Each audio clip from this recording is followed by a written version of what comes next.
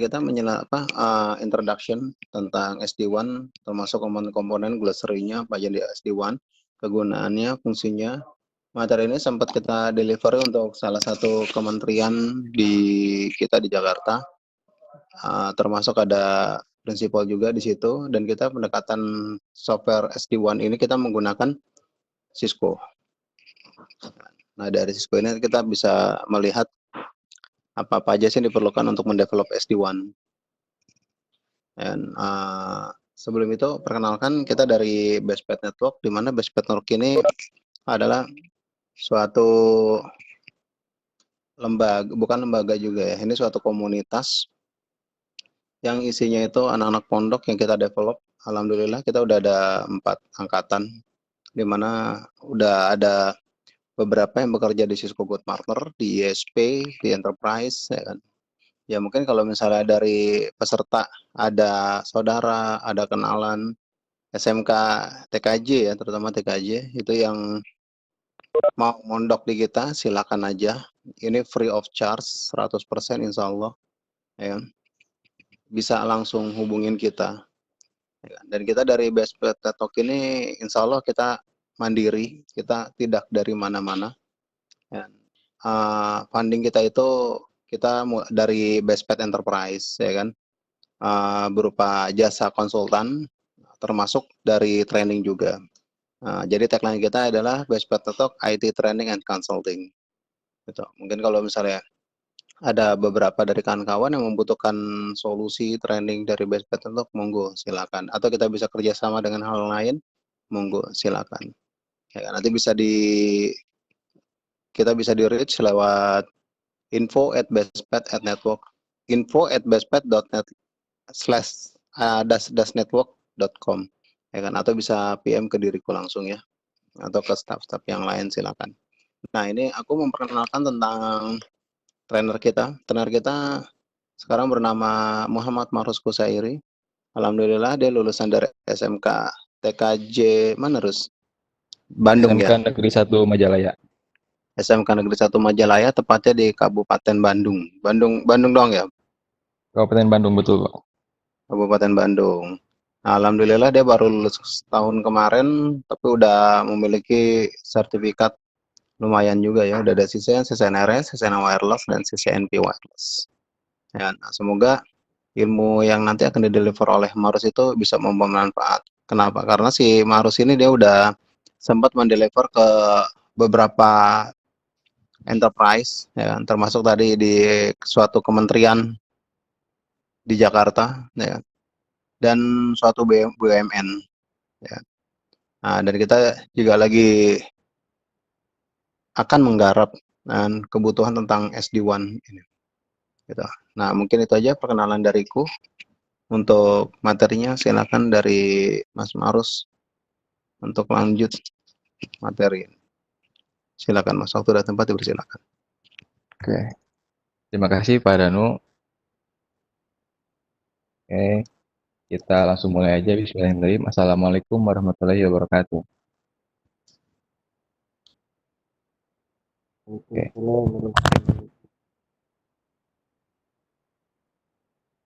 Oke, selamat malam semuanya. Apa kabar?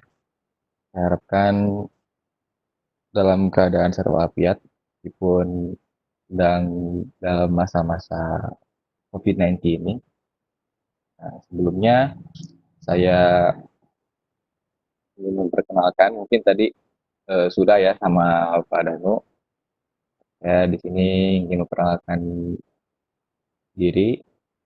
Nama saya Muhammad Kusairi dan saya lulusan PKJ di SMK Negeri Majalaya yang saat ini sedang menjadi anak pondok di Bestpath Talk Training Center. Oke. Nah, dari kita saat ini sedang mengadakan kelas daring atau training online untuk materi SD1. Kelas daring ini adakan sebagai bentuk dukungan terhadap instruksi pemerintah terkait wabah COVID-19. Jadi kita sangat mendukung stay di rumah aja, begitu kira-kira. Oke, gimana yang lain udah siap? Kalau siap kita lanjut nih, Mat. itu materi. Lanjut. Oke. Oke, materi yang saya bawakan pada malam ini yaitu Software Defined Wide Area Network atau SD-WAN. Mungkin dari teman-teman ada yang sudah pernah mendengar SD-WAN atau mungkin ada yang sudah pernah mendeploy sekaligus SD-WAN. Nah, nanti di tengah-tengah saya memberikan materi, kita bisa saling diskusi atau mungkin ada pendapat atau masukan lain, silakan ya. Kita di sini open mind. Oke. Nah, juga kelas daring ini kita adakan bukan hanya berbentuk video conference, tapi kita juga bikin grup di Telegram. Jadi kalau misalkan ada pertanyaan-pertanyaan yang sekiranya ingin ditanyakan, tapi lupa video conference nggak ditanyakan, itu bisa lewat chat di Telegram gitu. Oke. Tapi kalau misalkan nanti di tengah-tengah saya sedang menjelaskan atau misalkan sedang materi berjalan, terus ada pertanyaan, itu silakan bisa diinterupsi aja. Kita bahas dulu, kita lanjutkan dulu diskusinya. Oke? Sampai sini jelas semuanya?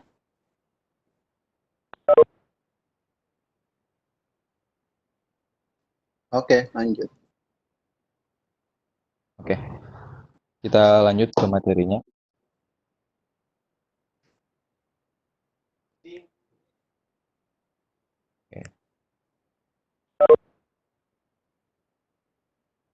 Malam ini kita masuk ke pertemuan pertama dengan judul Introduction to SD-WAN. Adapun agenda malam kita, malam hari ini kita akan membahas mengenai traditional network.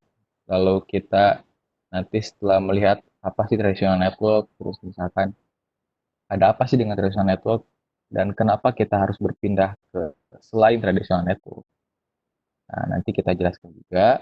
Lalu nanti kita bakal masuk ke SDN atau Software Defined Network. Setelah itu, kita langsung masuk ke SDN pada jaringan WAN atau yang disebut dengan SD-WAN. Setelah kita nanti ada beberapa pengenalan tentang SD-WAN, kita juga nanti bakal masuk ke penjelasan mengenai SD-WAN arsitektur, terus platform yang digunakan, dan public operation seperti apa. Oke, kita lanjut. Kita mulai ya. Oke. Dalam dunia jaringan, terdapat mekanisme pengaturan seperti pengaturan traffic, service, terus operasi, atau mungkin lain-lain pada sebuah perangkat jaringan itu disebut dengan plan. Nah, jadi dalam sebuah perangkat jaringan itu umumnya ada 3 plan, yaitu ada control plan, data plan, dan management plan. Nah, control plan ini bisa disebut seperti otaknya. Sementara data plan ini bisa disebut sebagai ototnya. Jadi control plan yang mikir, data plan yang melakukan atau mengerjakan. Nah, lalu management plan ini sebagai user interaksi atau interaksi antara user dengan perangkat jaringan. Pada perangkat jaringannya sendiri, contoh control plan itu seperti routing protokol yang memerlukan kalkulasi routing atau memerlukan sebuah pemrosesan untuk diproses oleh si CPU. Nah, itu masuk ke dalam control plan. Nah, adapun bentuk dari data plan itu contohnya forwarding table atau mungkin kita lebih mengenal seperti contohnya routing table gitu. Nah, di mana di routing table ini yang nantinya digunakan oleh si data plan di perangkat jaringan untuk dia tahu kemana paket akan dituju. Oke. Nah, untuk manajemen plan sendiri itu lebih ke user interaksi antara kita pengguna manusia dengan perangkat jaringan. Contohnya pada saat kita ingin mengakses perangkat, kita kan perlu akses seperti SSH atau telnet atau mungkin kita ingin melihat grafik suatu perangkat jaringan, suatu jaringan gitu kan, kita bisa menggunakan SNMP gitu. Nah, itu jelas mengenai manajemen plan, data plan, dan control plan. Oke. Lalu kita masuk ke traditional network. Traditional network adalah jaringan atau network yang sering kita temui saat ini seperti biasanya, di mana traditional network ini masih menyatukan antara control plan dengan data plan. Tentunya dalam satu perangkat jaringan atau dalam bentuk network device. Nah, sebagai contoh, traditional network yang masih banyak digunakan saat ini yaitu misalkan di satu router. Router tersebut dipakai untuk kalkulasi routing. Router tersebut juga dipakai untuk menyimpan routing table dan router tersebut juga dipakai untuk sebagai data plan-nya gitu. Nah, ini traditional network ini yang masih kita pakai pada saat ini. Kebanyakan sekarang masih banyak memakai traditional network. Nah, sebagai contohnya, traditional network ini sifat dari manajemen plan, control plan, dan data plan-nya adalah distributed. Artinya, kalau misalkan contoh kita punya 4 perangkat, itu kan 4 perangkat. Nah, berarti kita mempunyai 4 data plan, 4 control plan, dan 4 manajemen plan. Contoh kita punya di sini 4 switch ya. Di gambar kelihatan ya ada 4 switch. Nah, pada saat kita mau mengakses switch tersebut, kita misal akses ke switch A. Di switch A, kita ingin ganti hostname, atau mungkin kita config NTP server gitu kan. Nah, lalu misalkan di perangkat-perangkat lain juga kita pengen samain nih konfigannya kan, konfigurasinya. Berarti kan kita selain harus masuk ke switch A, kita harus masuk ke switch B, switch C, switch D, satu persatu.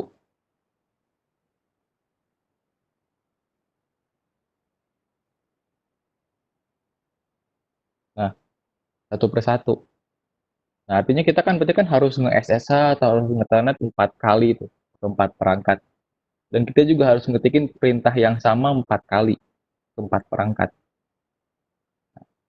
Pada traditional network, kondisi seperti ini itu akan berjalan normal ketika perangkat yang kita manage atau perangkat yang kita punya ini masih kehitung.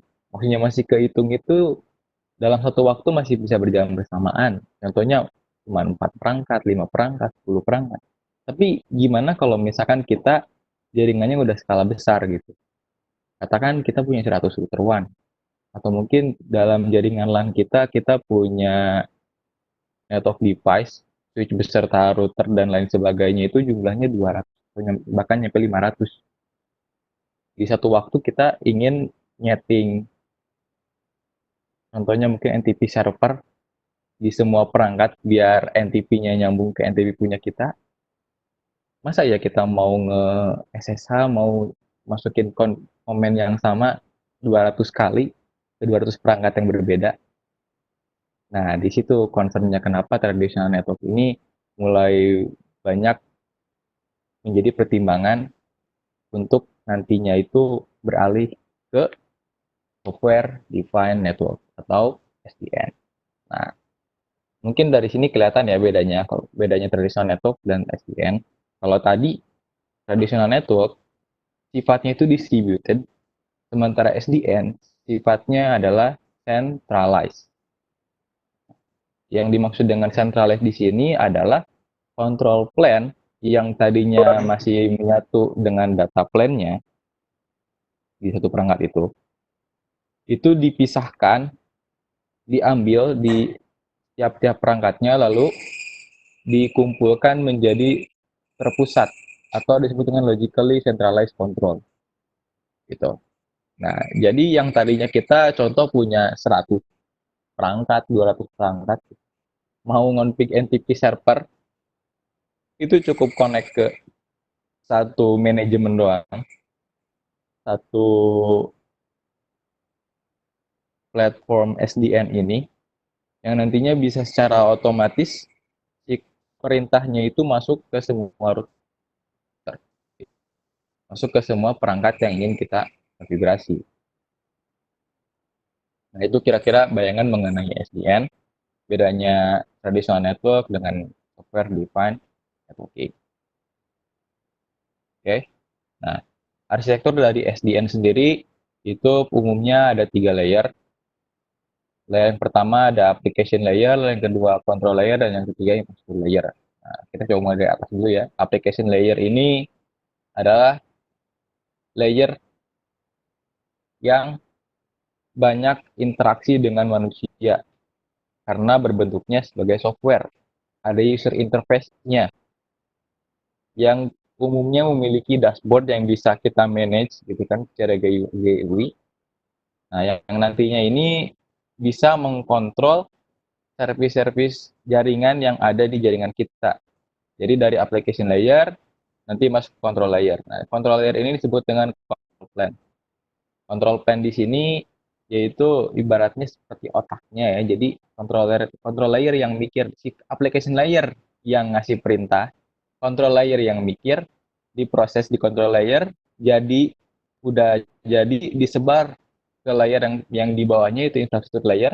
Nah, jadi nanti si network device yang di sini, network device yang di sini itu hanya fungsinya menerima perintah dari control plane.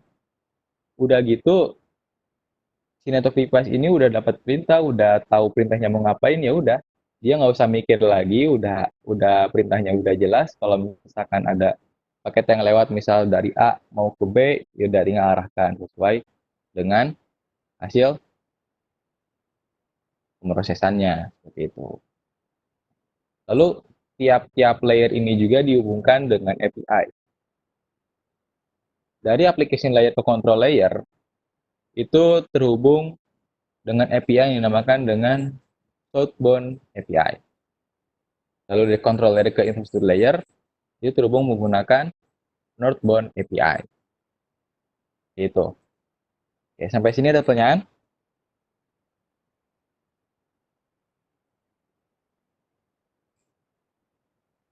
Oke, kalau nggak ada kita lanjut ya. Nah, SDN sendiri dalam penerapannya itu nggak cuma satu, tapi ada beberapa. Salah satunya di sini ada SD-WAN yang sekarang kita sedang bahas. Lalu salah duanya ada SD Access. Nah, SD Access ini jadi SDN yang diterapkan di jaringan LAN. Kebanyakan untuk perangkat akses. Gitu. Nah, lalu ada juga SD Branch. Nah, kalau SD Branch itu gabungan antara SD-WAN dengan SD-LAN. Jadi selain kita mensoftwarekan jaringan WAN, kita juga mensoftwarekan jaringan LAN-nya. Jadi software define-nya itu bukan cuma memanage jaringan WAN, tetapi juga dengan jaringan LAN-nya juga. Gitu. Lalu ada juga SDDC atau Software Defined Data Center, yang sebenarnya kadang kalau misalkan nyebut SDN ini itu udah otomatis merefer to SDDC gitu. Jadi Software Defined Data Center ini lebih sering disebut dengan SDN itu sendiri. Gitu. Oke. Nah, lalu kita masuk ke SD-WAN-nya.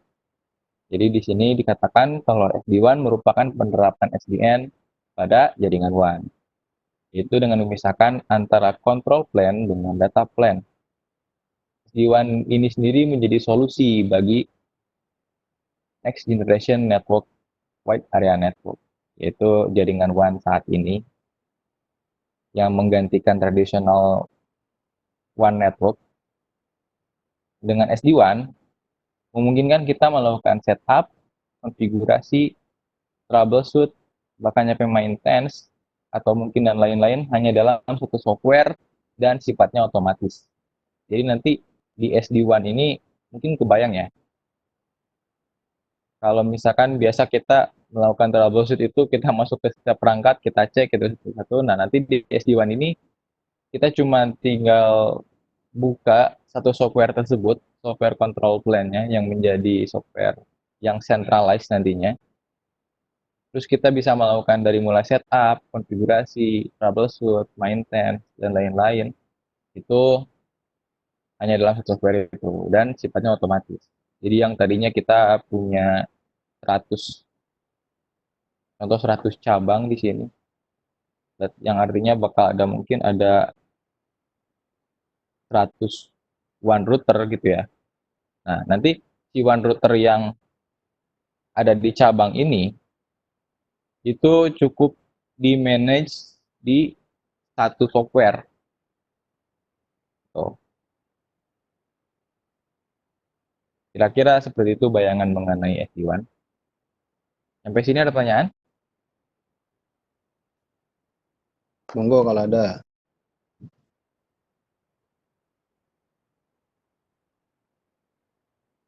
Oke, kalau tidak ada kita lanjut dulu. Nah, lalu apa aja sih keuntungan menggunakan SD-WAN?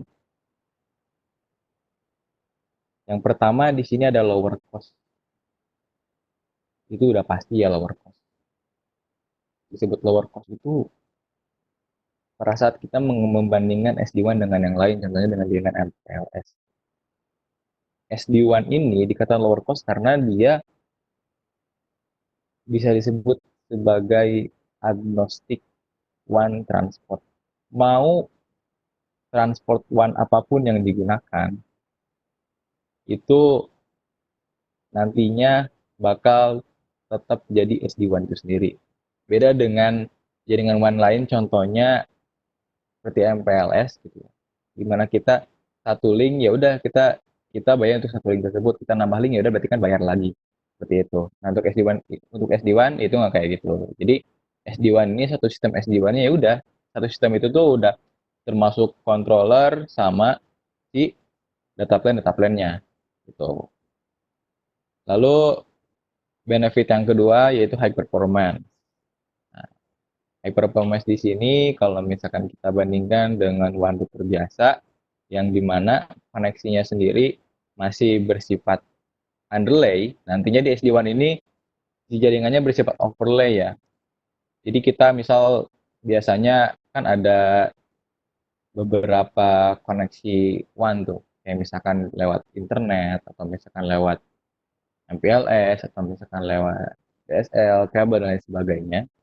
Dengan SD-WAN ini kita nantinya bakal lebih bisa optimisasikan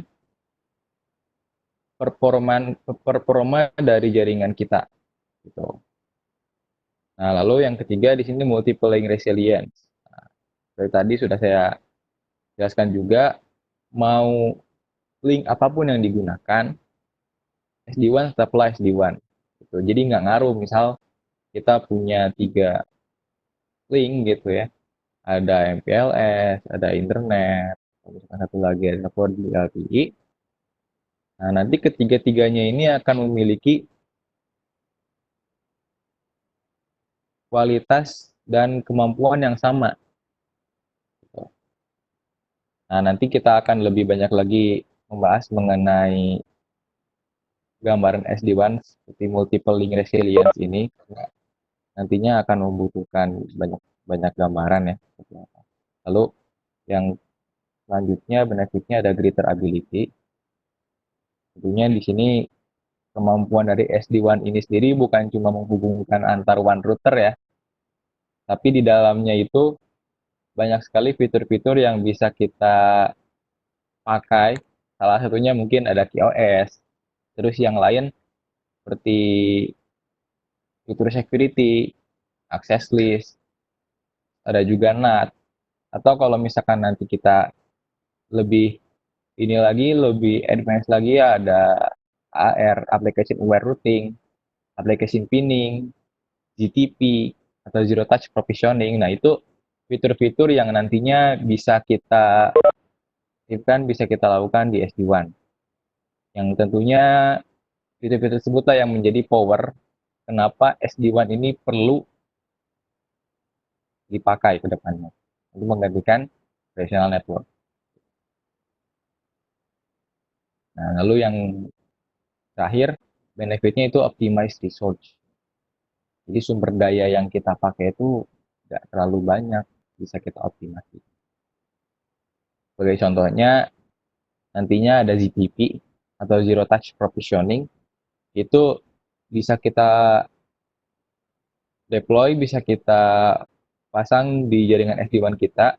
Jadi misal pada saat kita mau nambah cabang atau misalkan kita mau nambah router WAN, kita cukup melakukan initial config di router WAN-nya, kita colok ke WAN, ke link WAN-nya, itu udah otomatis langsung jalan si SD-WAN-nya. Karena sifatnya yang automation ini, jadi kalau misalkan ada WAN router yang mau kita hubungkan dengan jaringan SD-WAN-nya, itu bisa langsung terhubung secara otomatis. Gitu. Oke, lanjut. Nah, ini ada beberapa vendor ya yang sudah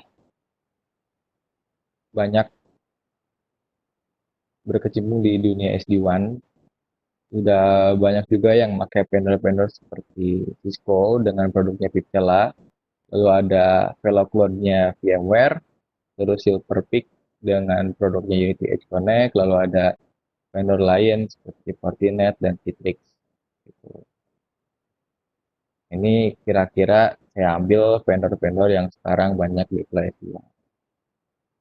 Karena Gartner sendiri pada tahun 2018 menyatakan bahwa yang menjadi leader untuk urusan One Edge infrastruktur itu ada 3, yaitu yang pertama Cisco, yang kedua Silverpeak, dan yang ketiga VMware. Nah, bisa kita lihat ya di diagram sebelah kanan ini. Ini data ini diambil di tahun 2018. Nah, jadi di tahun 2018 ini Cisco yang menjadi leader untuk urusan SD-WAN. Ada juga di bawahnya seperti Fortinet, Citrix, Riverbed, Ariaka yang baru-baru. Ya, mungkin bisa dibilang baru ya dalam dunia SD-WAN. Kalau ada Huawei gitu kan.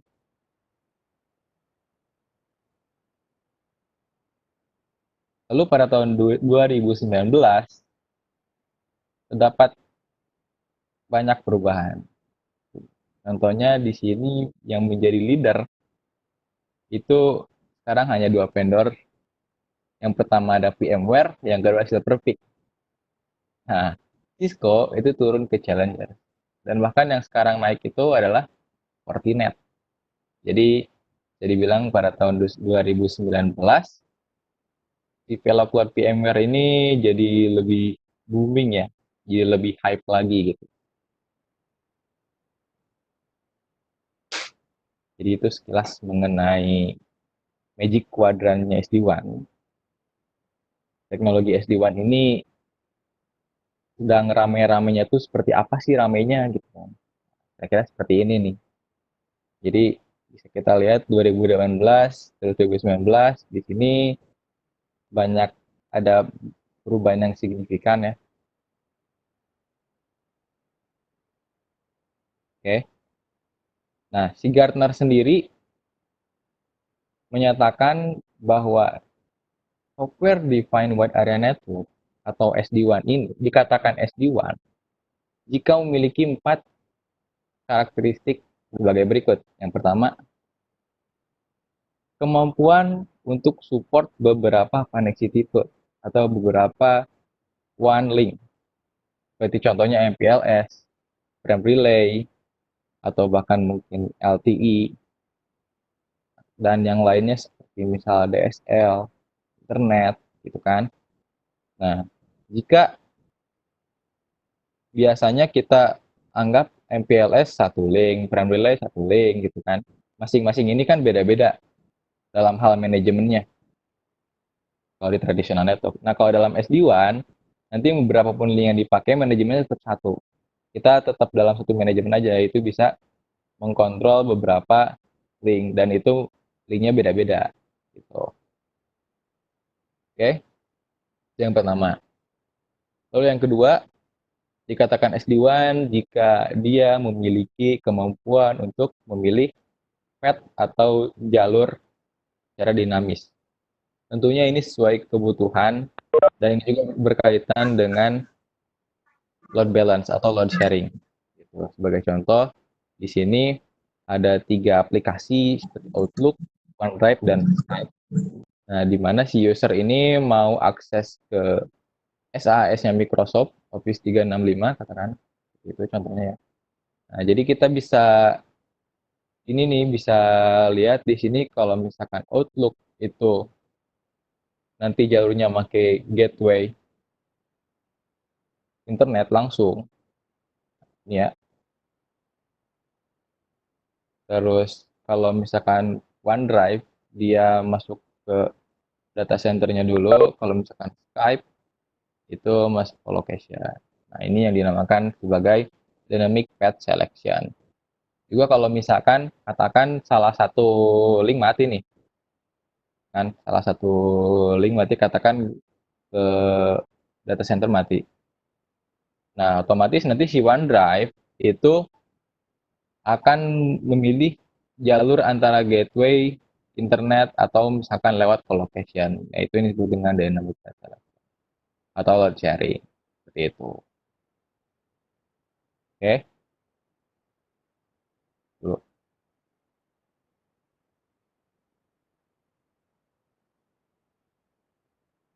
Yang ketiga,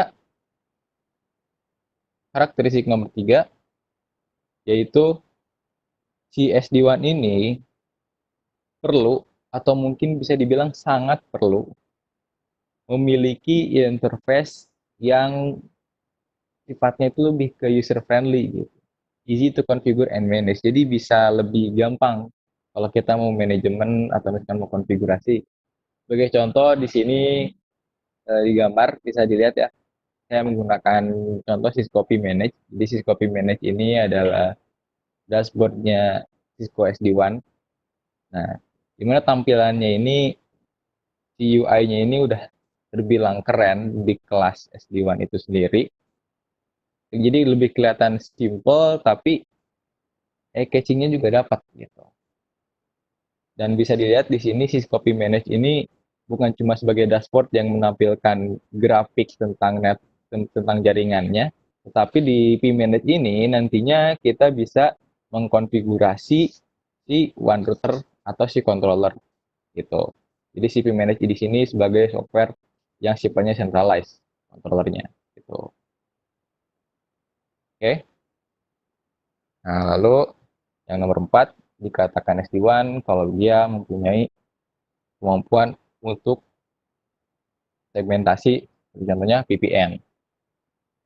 Karena kalau misalkan jaringan WAN yang termasuk skalanya besar, itu kita perlu menggunakan VPN. Kalau misalkan contohnya di sini kita mempunyai branch 1, terus branch 2, branch 3, dan branch 4. Nah, masing-masing branch 1, branch 2, branch 3, dan branch 4 ini mau kita bedakan nih cara jaringannya, secara segmentasinya ya udah di SD-WAN sudah bisa menerapkan VPN gitu. Nah, atau misalkan kita mau ngebedain kalau arah yang ke arah internet atau ke arah luar itu menggunakan VPN transport.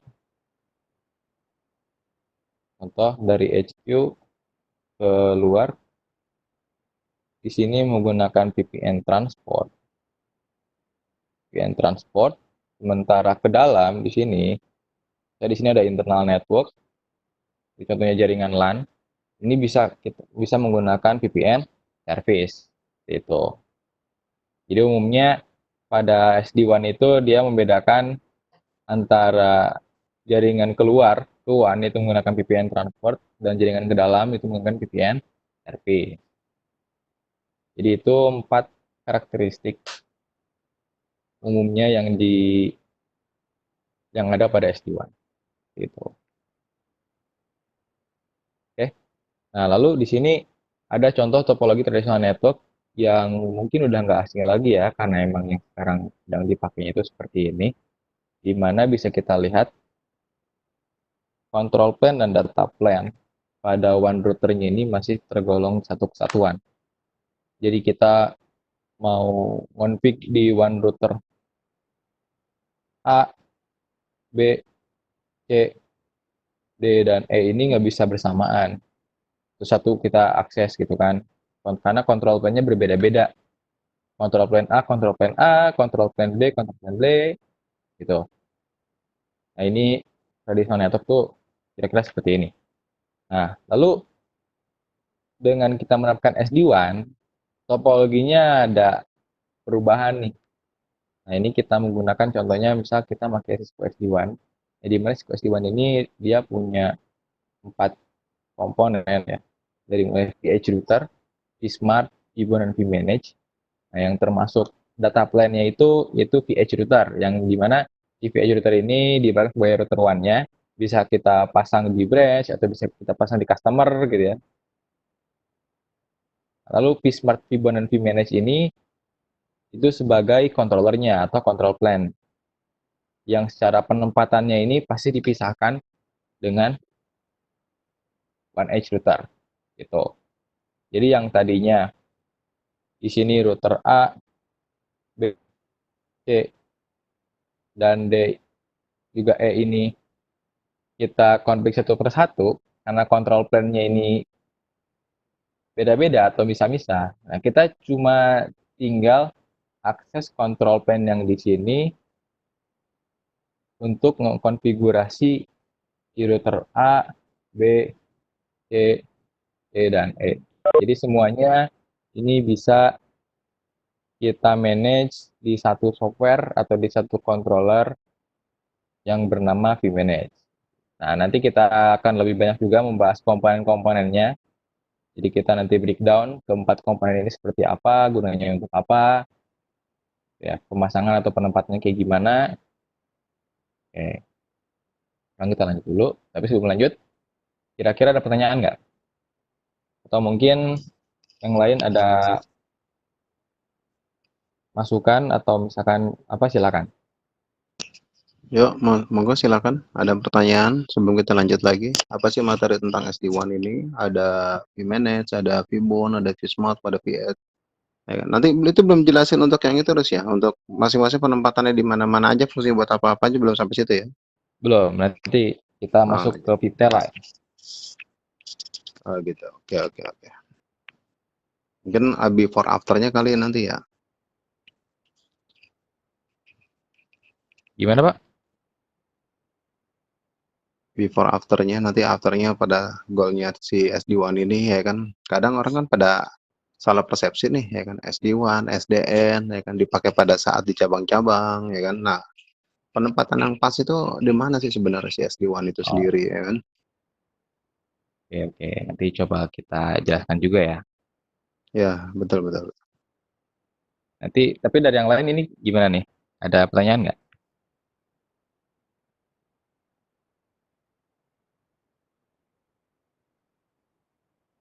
Oke, kalau nggak ada, kita lanjut dulu ya. Oke, kita sekarang masuk ke Viptela. Jadi Viptela ini yaitu produk SD-WAN-nya Cisco. Jadi Viptela sebenarnya dulu itu punya perusahaan sendiri, ya namanya Viptela, Viptela System. Nah, lalu pada tahun 2017 itu diakuisisi oleh Cisco dan yang sekarang dinamakan dengan Cisco Viptela. Orang lebih kenal Cisco Viptela ini membahas produk apa? Lebih ke produk SD-WAN-nya. Seperti itu. Kira seperti ini single line dari teknologi SD-WAN dan Viptela. Jadi pada tahun 2012 Viptela didirikan. Jadi Viptela adalah sebuah perusahaan yang didirikan pada tahun 2012 yang berfokus pada pengembangan teknologi WAN dari mulai WAN automation. Selain WAN automation ada juga dia mengembangkan NFV, DNF, hingga SD-WAN. Nah, lalu pada tahun 2014 mulai nih banyak di orang tuh mulai pakai istilah SD-WAN gitu ya sebagai penyetandaran nama, karena dulunya mungkin ada beberapa istilah seperti One Automation atau One Optim. Nah, sekarang lebih ngetrend dengan nama SD-WAN dan itu dimulai dari tahun 2014 gitu. Nah, lalu pada tahun 2017 Viptela sekarang menjadi bagian dari situ. Artinya sekarang namanya Cisco Viptela. Dan pada tahun 2016 Cisco Viptela ini sudah bisa berhasil menjadi yang nomor 1 pada bidang One Edge Infrastructure atau SD-WAN ini, dan diprediksi sama si Gartner ini pada tahun 2023 nanti, nyampe tahun 2023 nanti, sekitar 90% infrastruktur WAN secara global ini akan memakai SD-WAN. Seperti itu. Oke. Nah, sekarang kita lanjut dulu. Kita sekarang masuk ke SD-WAN arsitektur. Mungkin nanti saya jawab pertanyaan dari Pak Danu pada saat apa kita menggunakan jaringan WAN atau tradisional WAN gitu ya, WAN biasa, dan pada saat apa kita menggunakan WAN luar biasa atau SD-WAN ini. Oke. Tapi kita sebelumnya kita lebih ini dulu ya dengan arsitekturnya SD-WAN biar kita bisa lebih ada gambaran lagi nih kira-kira SD-WAN itu secara arsitektur atau secara penempatan seperti apa sih gitu. Oke. Setuju, apalagi pada satu Webex ini kita ditemenin oleh Kuaci ya, lebih nggak tegang, enak ya. Lanjut kuacinya, lanjut materinya. Oke. Cisco SD-WAN ini terdiri dari 4 komponen atau 4 plan. Kalau misalkan tadi kita kan mengenal traditional network itu cuma ada 3 plan ya, manajemen plan, control plan, data plan, dan itu pun masih dalam satu perangkat yang sama. Nah, dalam Cisco SD-WAN ini ada 4 plan. Jadi ada plan tambahan itu orchestration plan gitu ya. Dan masing-masing ini dipisahkan. Jadi ada perangkat khusus manajemen plan, ada lagi perangkat untuk control plan, ada perangkat data plan, ada juga perangkat untuk orchestration plan. So, yang pertama menjadi control plan yaitu Cisco vSmart. Jadi Cisco vSmart ini yang nantinya akan menjalankan fungsi berpikir atau fungsi otaknya terkait nanti konfigurasi, misal konfigurasi routingan seperti apa gitu ya, atau misalkan nanti kita menerapkan policy mengenai aplikasinya nanti yang di-allow apa saja, atau misalkan kita nanti mau menggunakan aplikasi aware routing, nah nanti itu diproses di vSmart. Jadi si vSmart yang nantinya bakal nyebarin ke tiap-tiap VH ini, ke tiap-tiap one router ini. Nih misal one router A, kamu kalau misalkan dapat prefix ini, atau misalkan dapat tujuannya harus ke router B, kamu lewat sini. Gitu, jadi itu fungsi dari si vSmart. Nah, si vSmart ini juga yang nantinya akan menjalankan protokol OMP, Relay Management Protocol. Nah, OMP ini bisa dibilang baru ya, karena OMP ini cuma ada di Cisco SD-WAN. Jadi Overlay Management Protocol atau OMP ini yaitu sebuah protokol, atau mungkin orang lebih enak itu OMP itu sebagai protokol routingnya SD-WAN gitu. Nah, jadi si OMP-nya ini nanti akan berjalan seperti tunnel ya. Si vSmart-nya ini nanti akan mengumpulkan advertised network dari VH, itu nanti dikumpulkan di vSmart. Nah, nanti si vSmart tinggal menyebarkan lagi ke si VH yang lain gitu. OMP inilah yang nantinya bakal menjalankan tugasnya untuk mengadvertise dan menyebarkan lagi routing update gitu. Dan si OMP ini berjalan bukan di underlying network seperti misal internet atau misalkan dia ada di MPLS, enggak. Dia akan membentuk sebuah tunnel dulu, itu tunnel TLS, DTLS. Nah, tunnel TLS dan DTLS ini hanya dalam koneksi VH dengan Vsmart. Nah, jadi ini nih, di VH ini nanti akan membuat sebuah tunnel TLS dan DTLS dengan si Vsmart, yang dimana OMP-nya nanti bakal disebarkan lewat tunnel ini. Itu. OMP berarti selalu ada ya, Mas Marus ya? OMP itu pasti selalu ada, Pak. Dan itu punya Cisco Jadi kan? nanti kalau betul, OMP itu Cisco proprietary. Itu. Bisa bisa Jadi diulang tadi yang fungsi OMP kayak penting banget tuh OMP itu. oke. Jadi OMP ini sebagai routing protokolnya SD-WAN.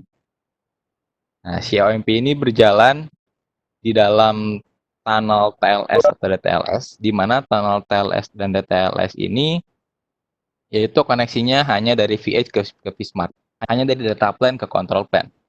OMP inilah yang nantinya digunakan sebagai protokol yang gunanya untuk mengadvertise dan menerima network dari router-router lain.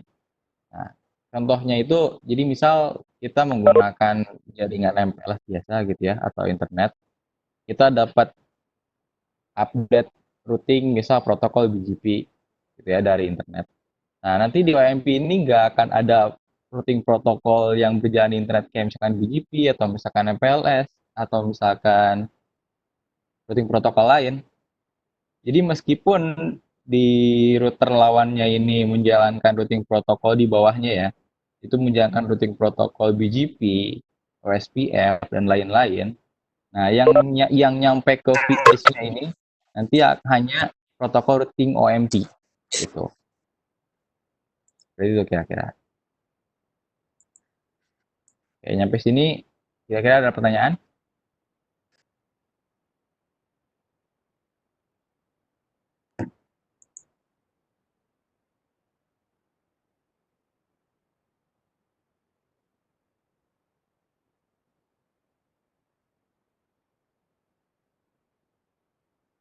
Oke, kalau tidak ada pertanyaan, kita lanjut. Mau ditanyakan, mau tanya. Nah, lalu setelah tadi kita membahas control plan, Silakan, Kak. ya, Tunggu saya ada mau nanya nih. gimana? Silakan Pak. Kalau saya tadi agak ketinggalan tadi, Vsmart itu letaknya di mana ya? Oh, Vsmart letaknya di mana? Mungkin bisa ditunjukin topologi fullnya, Rod. Ada Vsmart, ada Ya, Vmanage, ya kan? Nah, oke. kayaknya pada belum memahami untuk yang masing-masing fungsi dari SD-WAN itu deh. Ya, mungkin di topologi ini bisa kelihatan ya kalau misalkan si data plan yaitu si one edge router itu yaitu posisinya itu sebagai one router ya. Nah, sementara control plan-nya Vsmart, Vbon dan Vmanage ini nantinya akan dipisahkan dan dia itu nantinya posisinya itu komponen-komponen si control plan-nya itu akan dijalankan di satu server aplikasi. Jadi nanti misal di sini server aplikasi ini tuh bisa kita pasang atau kita install Vsmart, Vbon dan Vmanage. Nah, secara underlay memang si control plan-nya ini berjalan di belakangnya data plan ya. Padahal kalau misalkan dilihat cara overlay-nya itu nanti si data plan itu akan terhubung ke tiap-tiap Vsmart. Jadi tiap-tiap Vsmart ini bakal sorry. Jadi tiap-tiap Vsmart ini nantinya bakal terhubung ke VH-nya. Ke data plane. Itu. Kalau VH itu berarti di data plane gitu. Betul.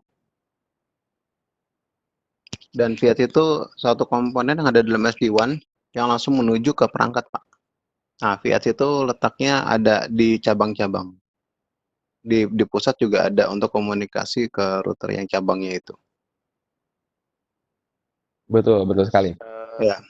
Jadi OMP itu digunakan untuk komunikasi antar vSmart. OMP itu digunakan untuk komunikasi antara VH dengan vSmart. Yang nantinya VH antara VH ini karena terhubung ke vSmart itu ngobrolnya via OMP. Jadi si OMP ini nanti dari misal dari ini katakan ini bisa dikatakan ini customer A ya. Sebentar ini kita kasih misal customer B. Nah, dari customer A ini si data plan ini punya network, misal kita langsung network satu ya. Ini di yang customer B ini kita katakan misalnya network 2. Nah, si network 1 ini nantinya bakal di-advertise, bakal dikirim ke OMP. Si data plan ini lapor, ibaratnya lapor. Ini saya punya jaringan satu gitu ya. Diterimalah sama si Vsmart. Tahu bahwa ini tuh protokol OMP yang dikirimkan dari si router data plan yang ada di customer A. Nah, terus nanti di sisi lain customer B juga si routernya bakal ngasih tahu ke si Vsmart via protokol OMP. Ini saya juga punya saya punya jaringan dua, punya network 2. Nah, jadinya nanti kan si Vsmart bakal menerima network 1 dari customer A dan network 2 dari customer B. Nah, nanti bakal saling tukeran. Si Vsmart bakal mengirimkan network 2 ini ke customer A dan si Vsmart juga bakal mengirimkan network 1 ini ke customer B. Jadi sekalipun di sini di tengahnya ini memakai jaringan MPLS atau internet, nantinya ini ibarat komunikasi point to point. Karena sifatnya overlay, jadi bentuknya nanti akan seperti tunnel. Seperti itu kira-kira. Berarti kalau balik lagi ke slide-nya yang OMP tadi, berarti Oke, kalau dipikir-pikir berarti OMP itu protokolnya di application layer gitu, gimana Pak? di atasnya TCP gitu. Betul, dia OMP ini berjalannya berarti ya application berjalan layer ya. dia di atas. Betul, betul. Dari TCP ke atas. Karena kan dia kan tunnelnya sendiri kan perlu TLS dan DTLS. Sebenarnya TLS itu dia memakai TCP, sementara DTLS itu memakai UDP. Berarti pengertian saya berarti OMP ini hanya untuk vSmart dengan VH komunikasi menggunakan tunnel TLS atau DTLS gitu aja ya. Betul, Kalau betul. antar vSmart sendiri tidak pakai OMP ya.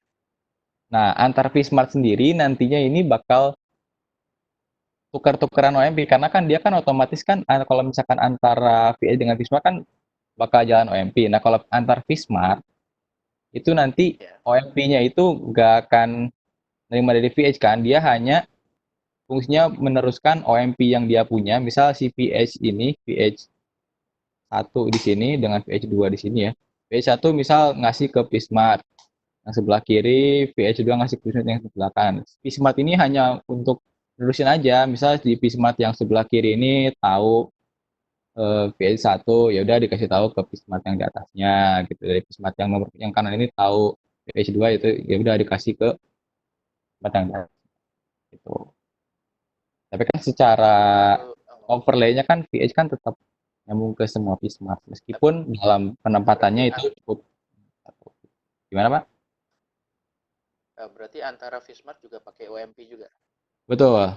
Jadi komunikasi antara control plane di sini vSmart dan vSmart VH itu menggunakan OMP. Runs di poin nomor 2 ya. Runs between VH router and vSmart controller and between the vSmart. Oke. Gimana Pak? Udah jelas Pak? Ada pertanyaan lain? Jelas. Silakan kalau yang ingin bertanya.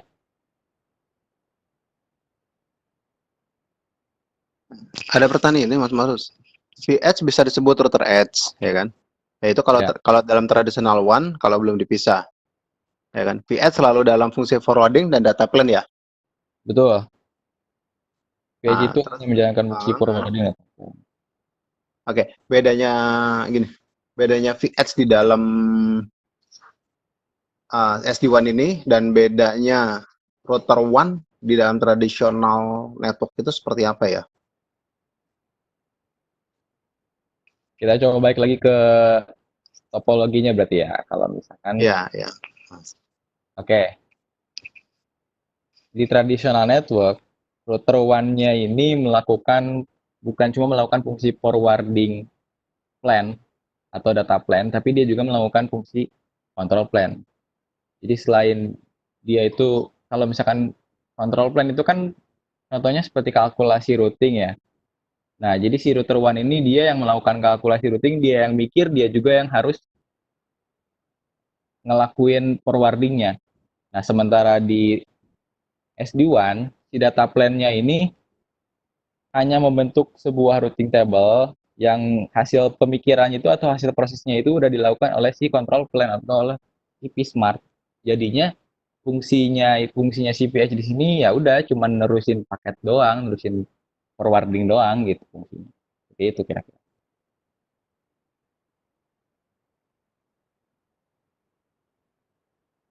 Gimana? Kira-kira sudah TPM belum? Oke, lanjut. Oke, lanjut ya.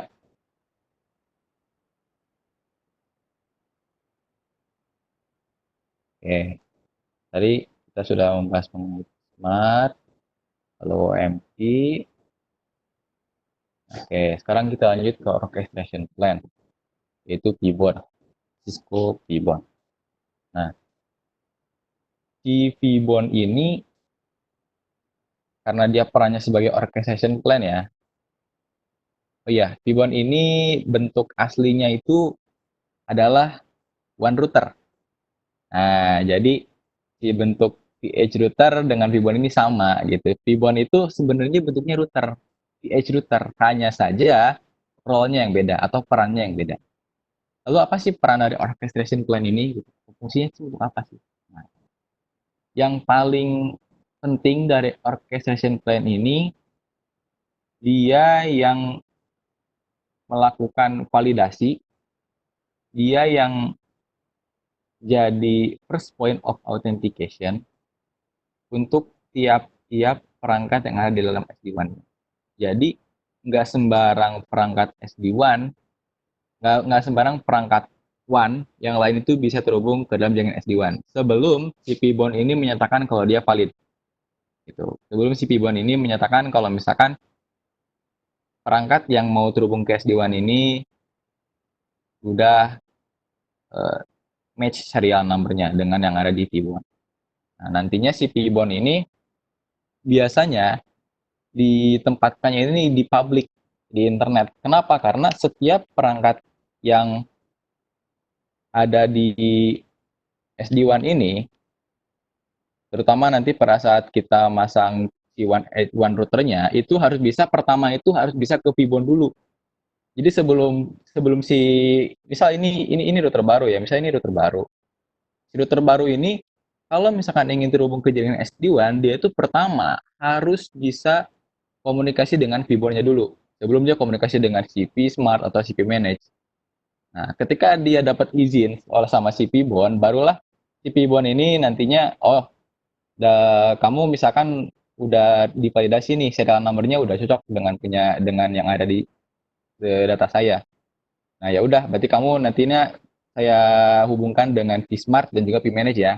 Nah, dari situlah fungsi si Pibon ini muncul gitu ya. Di situ fungsi Pibonnya berjalan, yaitu menghubungkan antara data plan dengan control plan dan management plan. Gitu. Oke, kalau misalnya aku review ya, dari VH ini yang baru dipasang di salah satu cabang katakan ya kan. Nah, itu dia akan komunikasi ke Pibon dahulu ya. Betul. Nah, Pibon itu fungsinya kayak semacam registrasi kan, melihat VH ini sesuai apa enggak, terdaftar apa enggak ya kan di Ya. dalam environment SD-WAN. Nah, jadi pertanyaan cara komunikasi dia dari VH menuju ke Pibon itu bagaimana ya? Apakah OMP itu dibutuhkan? Kalau nggak dibutuhkan dia pakai apa? Ya kan? Atau bagaimana, Mas? Oke, pertanyaan yang bagus nih dari Pak Ranu. Oke. Jadi sebenarnya untuk komunikasi one edge router ke Pibon ini dia bisa pakai apa aja. OMP di sini jelas nggak make. Kenapa? Karena si one edge router kan belum bisa komunikasi sama si Vsmart. Sementara OMP kan hanya untuk antara Vsmart dengan Vsmart atau VH dengan Vsmart. Nah, jadi sebelum nanti si one edge router ini komunikasi via OMP dengan si Vsmart, nah dia komunikasi dengan Vbon ini bisa lewat apa aja. Jadi yang penting dia itu bisa ngakses, bisa komunikasi, minimal bisa ping ke Vbonnya terkait transport atau protokol apa yang digunakan, itu agnostik. Itu bisa menggunakan apa aja. Entah itu misal bisa Vbon ini bisa kita gunakan IP public katakan di internet, gitu. Atau misalkan kita bisa masang di tengah-tengah sini di MPLS. Nah di sini misal ini Vbon ya, Vbon. Yang penting si data plan yang ini tuh si one router yang di sini tuh bisa connect ke Vbon dulu, nanti diregistrasi sama si Vbon. Oh udah valid nih, ya udah si Vbon nanti kontak ke si Vsmart. Ini ada one router baru yang mau join gitu kan, udah valid. Tinggal komunikasi lah nanti ngebentuk OMP sama si Vsmart ini. OMP. Jadi itu kira-kira. Jadi komunikasi ke Vbon ini dia bisa lewat apa aja. Nggak protokolnya nggak mesti OMP gitu. Oke, nah itulah kenapa dalam CSD1 ini banyak digandrungin karena bisa menekan OPEX ya, operational expense ya. Karena kenapa dia Iya, bisa menggunakan internet biasa ya. Hmm, nggak harus MPLS kan, Mas?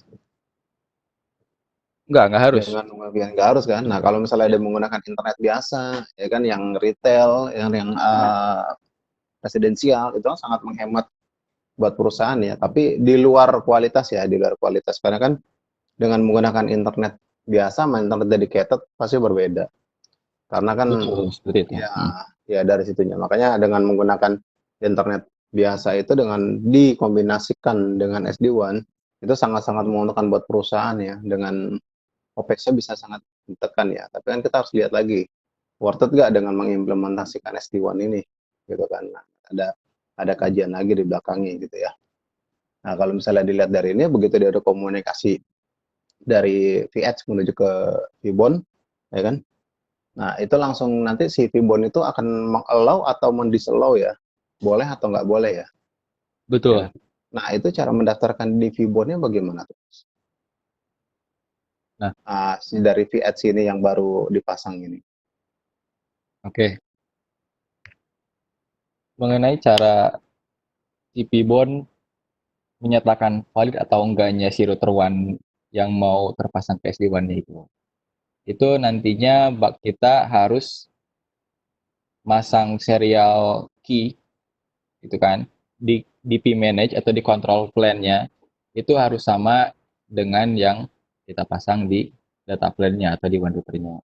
Jadi pertama sebenarnya yang kita pasang si serialnya itu yang sebagai kuncinya itu kita pasang di P-manage. Nah, nanti si P-manage ini akan ngasih ke si Pibon listnya berupa list doang, berupa data doang. Ini kira-kira serial key yang bisa digunakan oleh si one router kalau misalkan nanti si one router ada yang mau terhubung ke internet. Jadi bisa dia nanti si Pibon ini punya data gitu kan si serial key ini. Nah, nah nanti si one router yang di sini kalau misalkan mau terhubung ke jaringan SD-WAN-nya itu perlu memiliki serial key yang bisa divalidasi sama si Pibon minimal ya yang di sini tuh bisa si Pibon bisa si serial key yang di data plan yang di one router ini Pibon udah menyatakan kalau ini valid sesuai sama apa yang saya punya sesuai sama data yang saya punya gitu. Nah terus serial serial key-nya ini berbentuk apa? Serial key-nya ini nantinya bisa kita dapatkan menggunakan Cisco Plug and Play, Cisco PNP, yang dimana serial key ini bisa kita download menggunakan akun Cisco Smart Account. Yang tentunya Cisco Smart Account ini bisa dimiliki kalau misalkan kita sudah partner sama Cisco. Seperti itu.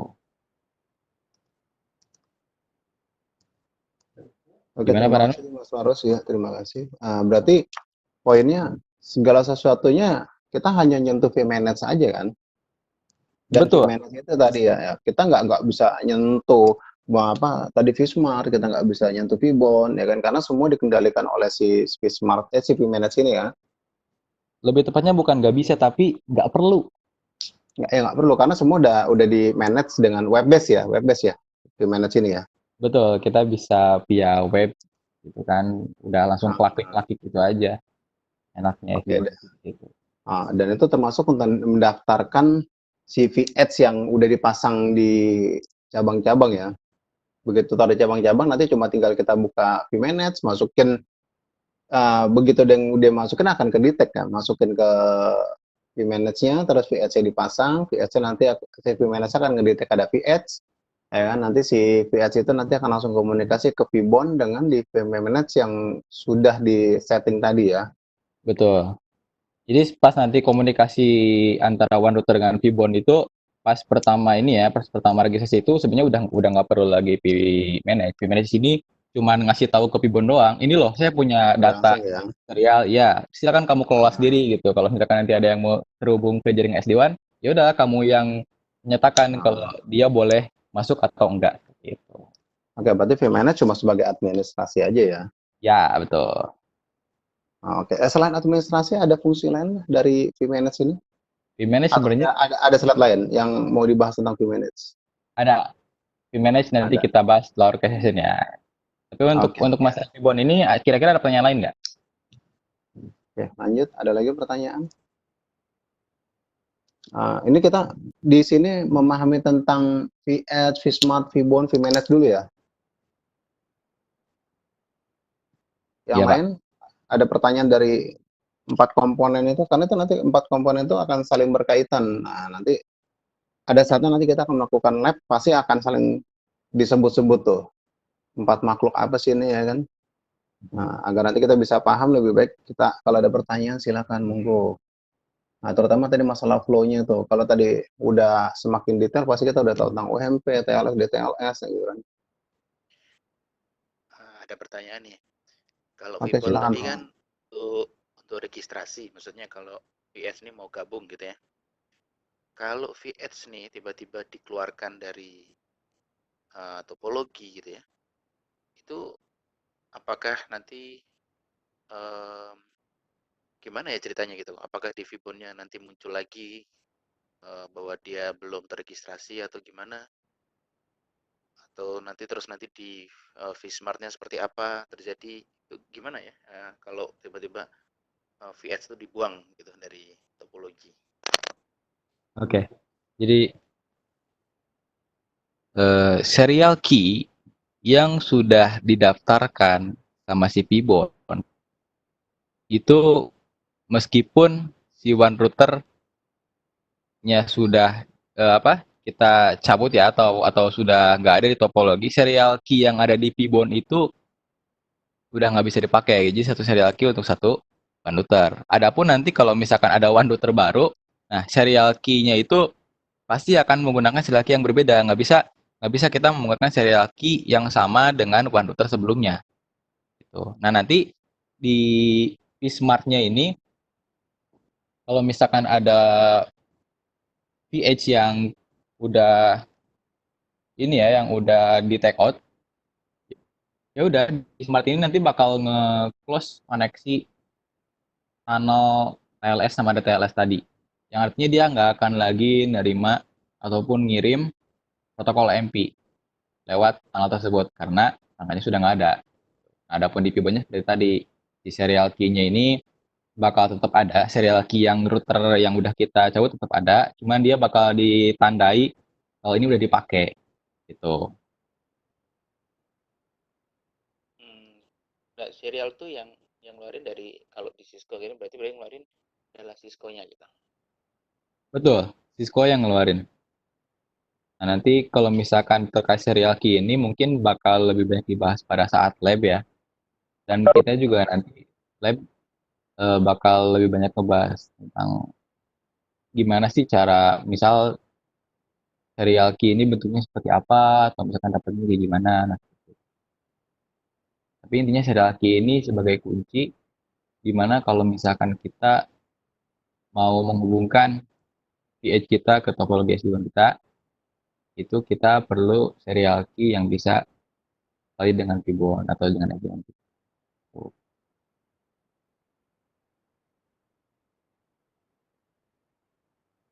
Oke, gimana? Udah jelas? Kalau mungkin ada pertanyaan lain, silakan. Jelas, terima kasih banyak. Oke. Sudah puas atau mau dipuasin lagi? Salah. Oke. Lanjut. Oh iya, tambahan untuk Fibon ini karena tadi dia bisa dipasang, kebanyakan sih masang Fibon ini di internet. Jadi bisa kita udah punya server sendiri nih di internet nih. Server tersebut bisa dipakai untuk web server atau apa. Nah, Fibon ini bisa ditumpangin ke situ gitu. Apalagi kalau misalkan kita punya DNS atau domain di internet. Ya, katakan kita punya domain bestpath.network.com. Nah, nanti si Fibon ini bisa dengan berupa domain atau DNS. Jadi misal fibon.bestpath.network.com. Jadi nggak harus berupa IP gitu. CPH itu nanti kenalin si Fibon ini nggak harus berupa IP tapi juga berupa DNS. Dan enaknya pakai DNS ini kita bisa pakai lebih dari satu IP. Karena kan nanti kan si DNS ini kan bisa di-resolve ke beberapa IP kan, nggak cuma satu doang. Karena kan kita mempunyai dua IP publik nih, kalau misalkan yang satu ini nggak bisa diakses, ya udah kita si DNS ini bakal nge-resolve ke IP yang satunya. Itu.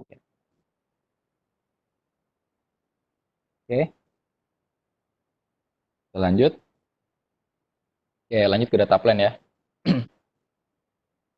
Data plan ini perangkatnya namanya Cisco VH. Cisco VH ini bentukannya ada yang berupa router one secara fisik, router secara fisik. Nah, nanti kita bahas di platform ya mengenai VH ini. Ada juga dia yang bentuknya software base, dipasang secara VM atau virtual machine. Karena yang lain-lain seperti vManage, vSmart, vManage dan vSmart yang jadi controller ini dia bentuknya kan udah software base. Nah, sementara si PH ini, si data plan-nya ini dia punya dua opsi, yaitu bisa fisikal atau virtual. Nah, terus kalau Pibon gimana bentuknya? Pibon sama seperti PH, jadi dia bisa fisikal, router biasa, fisikal, maupun bisa virtual, gitu. Si PH ini yang nantinya terhubung ke vSmart Controller menggunakan yang akan bertukar protokol OMP. Lalu dia juga yang nantinya bakal menghubungkan routing protokol tradisional seperti OSPF, BGP, atau mungkin protokol yang lain seperti PRRP dengan protokol SD-WAN itu sendiri. Gitu. Karena kan nanti kan kita nggak mungkin lepas ya dengan routing protokol OSPF, BGP, dan lain-lain. Tapi kita juga pengen pakai SD-WAN gitu. Nah, dengan fungsi data plan-nya si Cisco PH ini, itu nantinya dia bisa menghubungkan tradisional network dengan si SD-WAN network-nya ini itu dengan cara seperti itu. Jadi si OSPF-nya itu routing protokol yang tradisional itu nanti diredistribute ke OMP. Nah, nanti terkait flow-nya seperti apa kita jelaskan di public operation. Oke. CPH ini juga yang nantinya dipakai sebagai komponen ZTP atau Zero Touch Provisioning. Karena kalau misalkan kita nanti mau masang router WAN baru, PH baru, jadi istilah dari ZTP ini kita tinggal nyolok terus jalan gitu, udah langsung jalan. Meskipun nanti dalam deployment aslinya itu nggak seperti itu ya, sebenarnya itu cuma angan-angan doang, sebuah istilah doang. Biar gampangnya itu tinggal nyolok kabel gitu kan langsung jalan. Nah, nantinya kalau misalkan dalam deployment-nya itu tetap harus ada initial config-nya dulu. Gitu. Meskipun nggak terlalu memakan effort seperti one router biasa atau one router tradisional. Oke? Kira-kira nyampe sini ada pertanyaan mengenai data plan?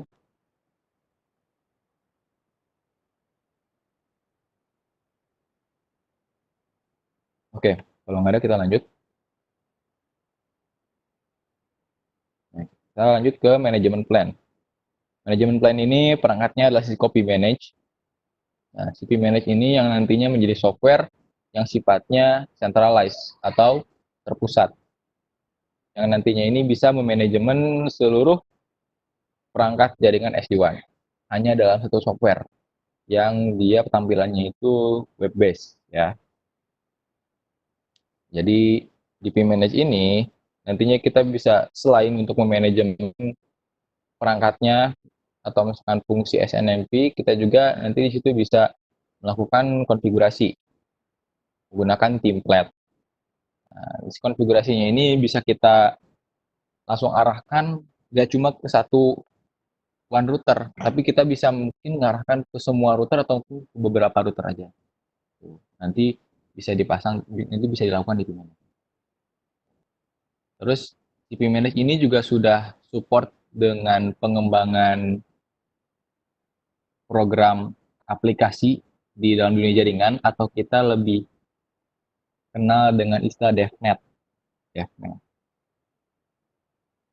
Nah, jadi si IP Manage ini nantinya dia bisa lebih dikembangkan lagi karena sudah support dengan REST API, CLI, Syslog, SNMP, dan Netconf yang rata-rata nantinya ini dilakukan sebagai pengembangan di DevNet.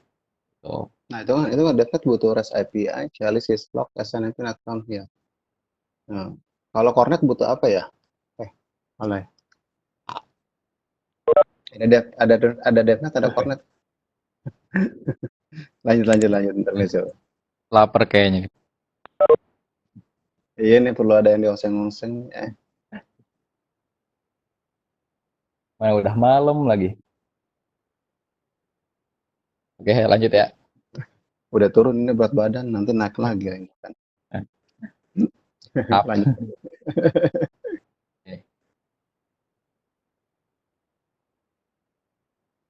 Oke. Nah, ini salah satu use case-nya ya. Kita ambil contoh ketika kita mempunyai aplikasi yang SLA-nya itu perlu diperhatikan ya. Nah, kita bisa menggunakan SD-WAN ini sebagai solusi di mana kita mempunyai contohnya 3 jalur WAN, 3 transport WAN, ada internet, MPLS, atau mungkin satu lagi ada 4G LTE atau apa gitu ya. Nah, katakan kita punya 3 pet, 3 jalur. Kita punya aplikasi A nih, yang harus terhubung antara jaringan di luar, di branch dengan data center kita. Gitu. Nah, si aplikasi A ini punya SLA atau punya ketentuan seminimal mungkin latensinya itu harus kurang dari 150 millisecond dan loss-nya ini harus kurang dari 2%, sementara jitternya ini harus kurang dari 10 millisecond. Nah, terkait si SD-WAN-nya ini mau make link yang mana, nantinya bisa kita atur nih policy-policy seperti ini. Nah, kita bisa atur di Manage. Nantinya si Manage bakal ngirim ke Vsmart controller.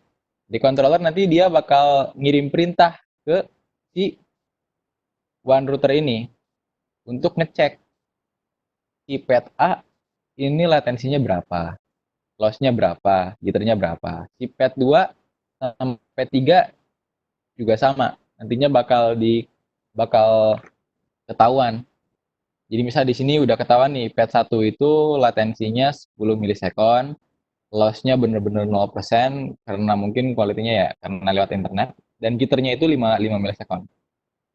Sementara pet 2 di sini latensinya 200 milisekund, loss-nya ini ada sekitar 3%, jitternya 10 milisekund dan pet 3 ini punya latensi 140 ms, loss-nya 1% dan jitternya 10 milisekund. Nah, kira-kira si aplikasi A akan lewat pet yang mana? Pet 1, pet 2, atau pet 3? Ada yang tahu?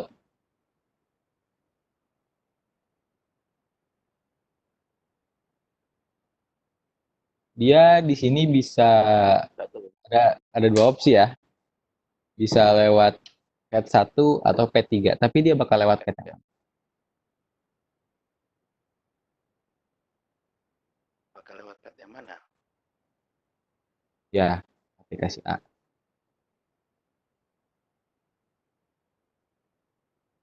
Karena kan pet 1 di sini kan dia memenuhi kriteria nih, di mana latensinya ini 10 ms. Oke. Lossnya ini kurang dari 2%. Oke. Dan jitternya ini kurang dari atau sama dengan 5 milisekund. Oke. Sementara P3 juga sama, dia latensinya 140. Oke. Lossnya 1%. Oke. Jitternya ini 10 ms. Masih oke, karena di sini jitternya ini kurang dari atau sama dengan 10 milisekund. Berarti kan antara PS1 P3 sama bisa digunakan. Nah, tapi kira-kira SD1 ini bakal milih pet yang mana? Ada yang tahu? Antara pet 1 atau P3? Karena pet 2 nggak mungkin ya. Dilihat latensinya di 200 ms, udah tinggalin aja gitu kan. Masih ada pet-pet yang lain. Tapi kira-kira pakai pet yang mana? Nah, dari Pak Puryanto katanya bakal memakai pet 1. Oke, yang lain?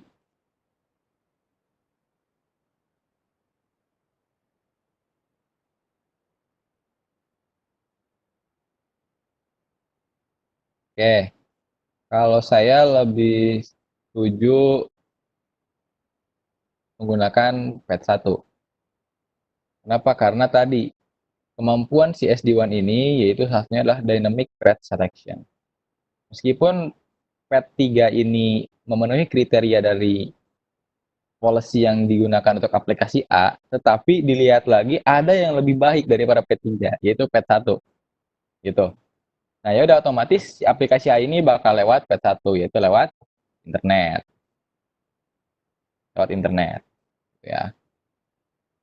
Pet 1 itu bakal lewat internet. Nah, tiba-tiba jalur ke internet ini mati. Oke? Tiba-tiba misal jalur ke internet ini mati. Nah, si aplikasi A bakal milih pet yang mana? Pet 2 atau pet 3? Dari Pak Wahid Umar akan milih P3, Pak Puryanto akan milih P3. Ya. Yang lain?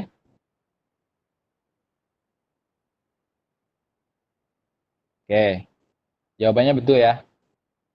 P3, karena P3 masih tetap memenuhi kriteria yang dibikin oleh si polisinya ini. Terus in case misal P3 ini kan udah digunakan, tapi mati juga internet dan 4G LTE mati juga. Nah, pertanyaannya, apakah si aplikasi A ini bakalan di drop atau dipaksa melewati pet 2? Tuh. Apakah si aplikasi A ini bakal di drop atau bakal dipaksa milih jalur pet 2?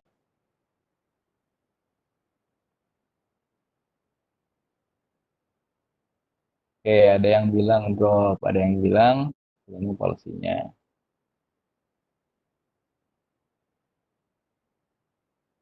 Oke, yang lain? Silakan.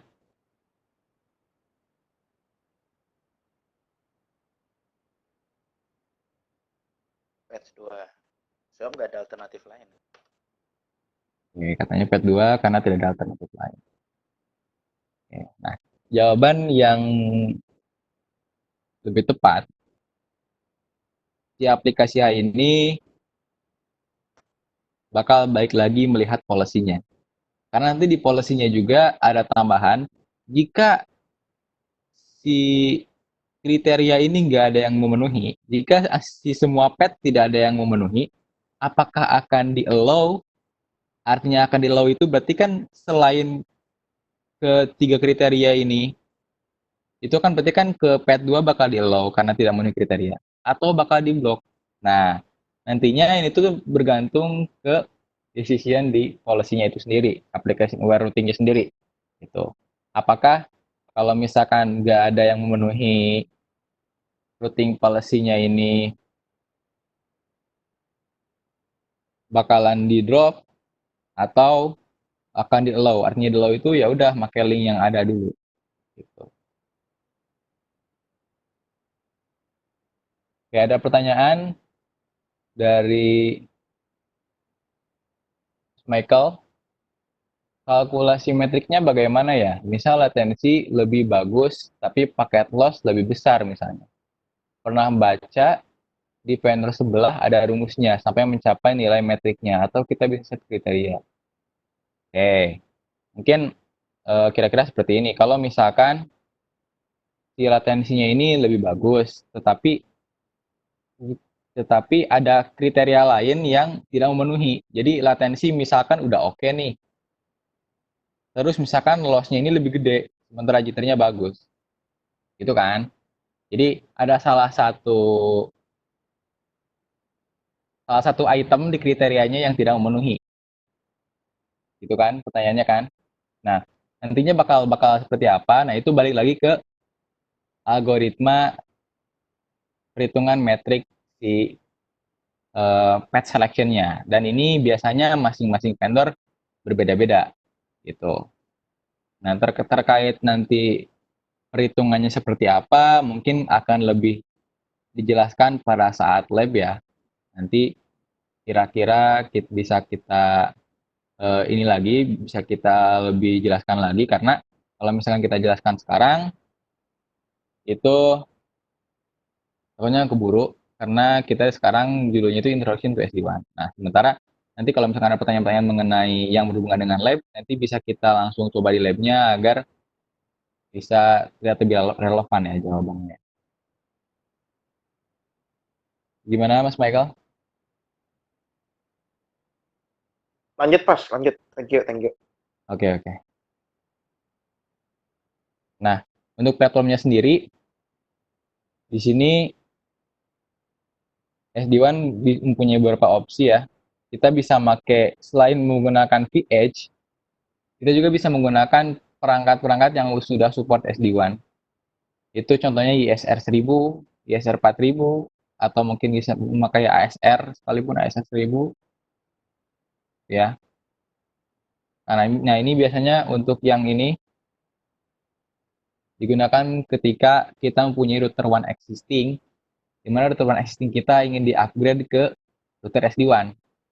Nah, ya udah, daripada kita membeli lagi router SD1 VH ini, mending kita pakai router yang udah ada. Kebetulan kita memakai, misal kita kebetulan memakai ISR 4000 nih, ISR seri 4000. Untungnya ISR 4000 ini sudah support SD1, jadinya kita cuma tinggal beli license untuk mengaktifkan fitur SD1-nya. Adapun untuk yang VH ini, kita nggak usah beli license-nya ya, karena VH ini dia secara fungsional sudah support fitur-fitur SD1. Jadi ini ketika misalkan kita punya router yang ya udahlah, pengen punya router tapi untuk routernya khusus untuk SD1 gitu, kita bisa pakai VH.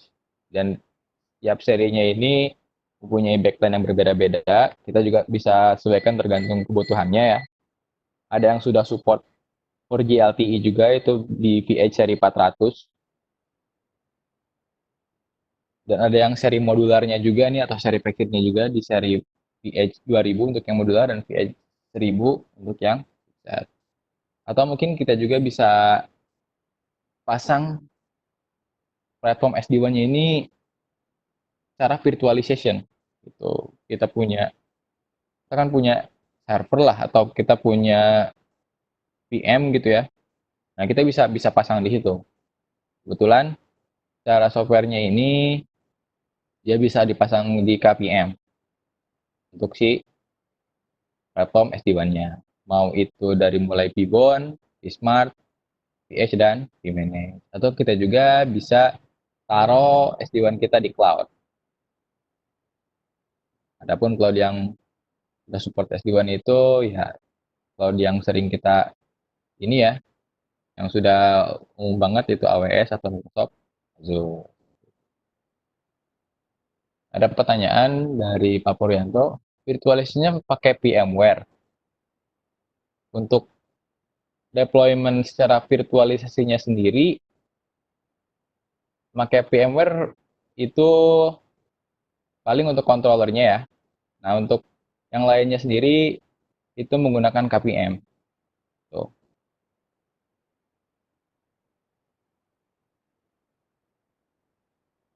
Tapi kebanyakan kalau misalkan yang di PH ini itu lebih ini ya, lebih enaknya kalau misalkan kita menggunakan router aslinya, ya menggunakan KVM.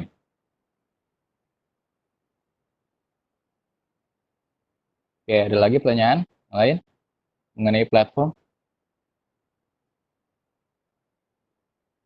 Mari kita lanjut. Nah, ini hardware dan software rekomendasi dari si SD-WAN-nya sendiri. Nah, di sini software image formatnya bisa AMI atau bisa OPA juga. Nah, jadi OPA ini bisa kita pakai nih. Atau misalkan kita bisa pakai HEV2 atau format yang lain kita bisa pakai PDX. Dan sudah support di hypervisor. Hypervisornya di KVM atau VMware-XC di versi 5.5 atau 5.5 sampai 6.5. Tuh, di sini secara detailnya ada ya. Ya dibaca aja. Lalu untuk servernya sendiri, ini minimum itu memiliki 2 virtual CPU dan maksimum itu supportnya sampai 32. Nah, untuk RAM-nya sendiri, RAM untuk PH ini dia minimal 2 GB. Sementara untuk vManage itu dia RAM minimal 16. Nah, di sini bisa lihat ya. Kalau untuk vBond itu vCPU-nya cukup 2 minimal dan RAM-nya 4 GB. Nah, lalu untuk yang vManage di sini minimal 16. RAM-nya 32. Meskipun dalam implementnya sebenarnya vManage itu minimal 16. Ini hanya rekomendasi aja. Ada pertanyaan dari Bapak Isa Reza, PH software base juga ya. Nah, untuk PH ini platform yang digunakan untuk PH ini bisa berupa software base atau kita juga bisa memakai hardware base. Hardware base di sini kita bisa menggunakan langsung perangkat PH-nya ini, ada PH seri 1100, 1000 dan 2000 atau kita menggunakan router ISR dan ASR.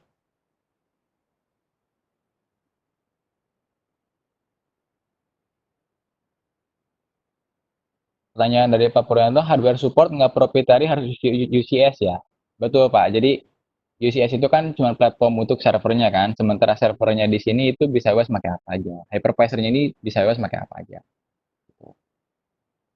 Nggak harus menggunakan UCS, harus Cisco proprietary.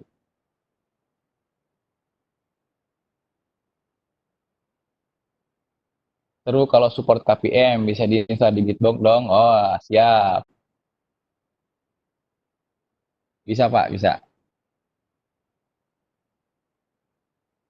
Oke ya, ada pertanyaan mengenai hardware dan software recommendation? Dari Bedbox sendiri bisa dipasang beberapa file itu tadi Pak Reja. Coba Mas Marus taruh di back. Ada OVA, OVA ya kan, ada HEV2, terus ada video, ada AMI. Memungkinkan ya Pak Reja ya buat Bedbox-nya.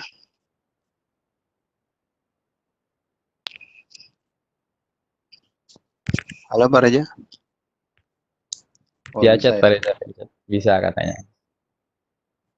Begitu. Kira-kira untuk rekomen yang spesifikasinya yang mendekati atau lebih dari server spesifikasi yang dibutuhkan hardware si SD-WAN ini yang mana Pak? Tipe serinya Tera ya? Oh Tera. Oke, mungkin nanti dari teman-teman ada yang membutuhkan buat sebagai PH-nya. Bisa menghubungin Pak Reja. Masih bisa tuh Pak, RAM 2 GB. Minimal ya. Minimumnya adalah CPU 2 vCPU Untuk ya. untuk yang Pibon ya, tapi kalau misalkan untuk yang P manage minimumnya ini 11 itu CPU-nya. Meskipun RAM-nya ini sebenarnya bisa minimal 16 ya, minimal 16. Di sini 32 hanya rekomendasi, tapi di 16 Ya. kebetulan saya udah coba juga itu bisa running Oh, gitu. kalau gitu amannya pakai bitbox yang Tera ya. Semuanya ya, masih memungkinkan ya. Ya, oke. Ada lagi pertanyaan yang lain? Kalau pertanyaan bitbox langsung ke Pak Reja ya. Mungkin nanti juga bisa dibikin sesi terpisah Pak Reza untuk bitbox-nya dan deployment SD-WAN-nya. Atau mau memperkenalkan produk bitbox-nya tentang oke, lanjut. Ayo dulu ya, oke. Nah itu tadi mengenai hardware and software recommendation. Lalu kita lanjut nih ke ini pabrik operation. Cara flow-nya sendiri seperti apa sih SD-WAN ini? Nah, di sini ada VH1 dan VH2 gitu ya. Saya kasih nomor indeks biar bisa membedakan. Nah, si VH1 dengan VH2 ini terhubung lewat dua transport yang berbeda. Katakan ini internet dan satu lagi di bawah ini misal MPLS. Oke. Nah, pertama si VH ini akan membentuk tunnel TLS dan DTLS dengan chip smart. Tunnel ini yang nantinya akan dilewati oleh si OMP. Nah, jadi OMP-nya ini protokol OMP ini, data OMP-nya ini udah otomatis masuk tunnel yang artinya dia itu invisible kalau dari luar, gitu ya. Oke. Nah, lalu selain membentuk tunnel ke CP Smart antara VH juga nanti akan membentuk sebuah tunnel. Karena kan lewat secara fisiknya kan lewat internet atau MPLS, tapi secara overlay dia akan membentuk sebuah tunnel yang tunnelnya sendiri itu dienkripsi oleh si IPsec. Nah, jadi sekalipun di sini mau lewat berapa hop di tengahnya, nantinya VH1 dengan VH2 bisa terhubung langsung via IPsec tunnel tersebut. Tuh. Nah, selain itu nantinya bakal di dalam tunnelnya sendiri akan aktif BFD untuk link quality controlnya, gitu, untuk ngecek kualitas dari si linknya ini apakah bagus atau enggak, gitu kan. Nah, lalu kalau misalkan di bawahnya VH ini atau di downstreamnya ini katakan kita punya subnet A dan subnet C gitu ya.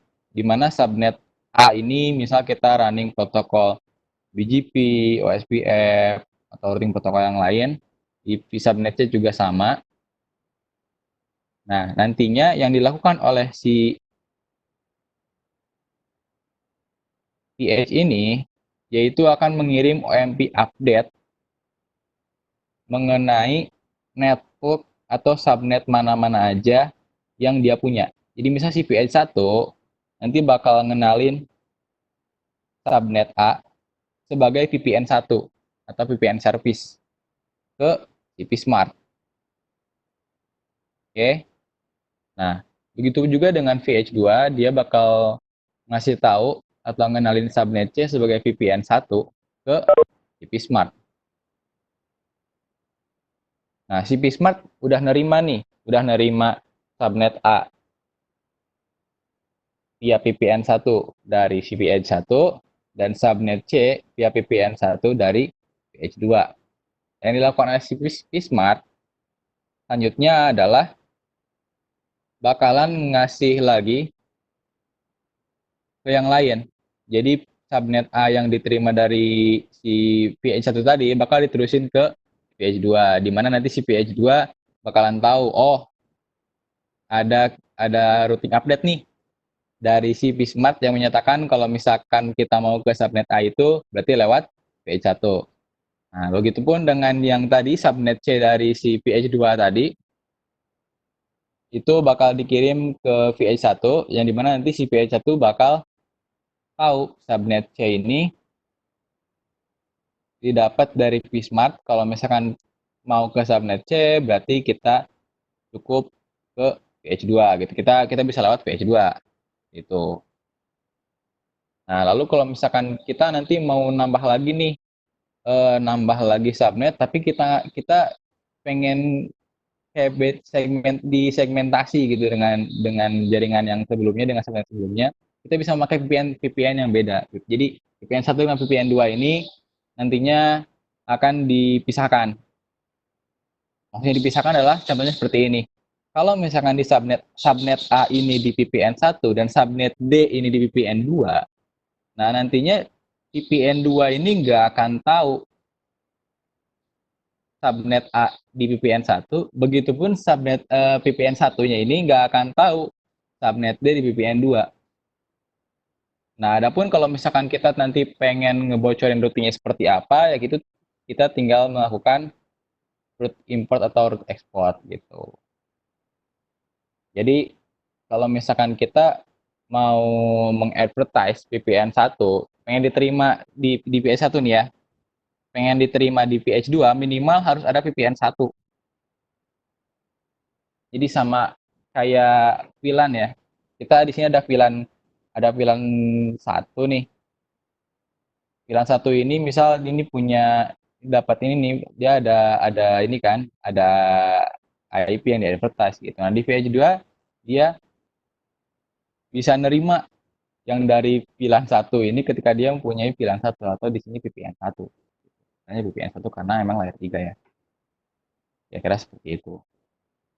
Begitupun kalau misalkan nanti kita mau ada lagi subnet lain, subnet B di VPN 2 katakan, ya ada di VH yang lain, kalau misalkan kita mau dapat routing update dari VPN 2 VH yang lain, cukup kita mengaktifkan VPN 2 di VH 2.